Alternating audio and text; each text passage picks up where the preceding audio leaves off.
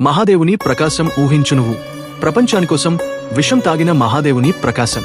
మహాదేవుడు చెడ్డదాన్ని నాశనం చేయలేదు, తన లోనికి తీసుకున్నాడు. ఇదే అసలైన బలానికి నిదర్శనం. అలానే మన జీవితం కూడా ఉంటుంది.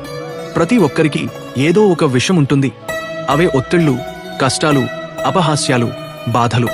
కాని ప్రతిసారి ఎదురొచ్చే ప్రతికూలతను నాశనం చేయాలనే కాదు, మనలో సహనం, శాంతి మరియు ధైర్యంతో దాన్ని జీర్ణించుకోవడంలోనే అసలైన శక్తి ఉంటుంది.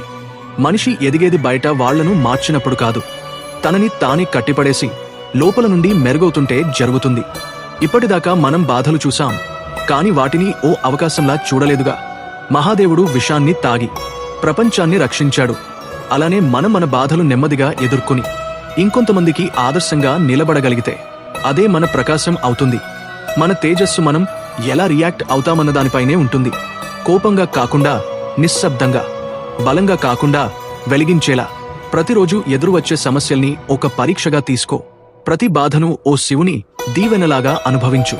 అప్పుడు నువ్వు ఎదురవుతున్న కష్టం కన్నా బలమైన వ్యక్తిగా మారిపోతావు. ప్రతి కన్నిటి వెనుక ఒక ప్రకాశం ఉంది. ప్రతి బాధ వెనుక ఒక మార్గం ఉంది. ప్రపంచం నీ విలువను గుర్తించకపోవచ్చు, నీ ప్రకాశం మాత్రం ఎప్పటికీ కనబడతది.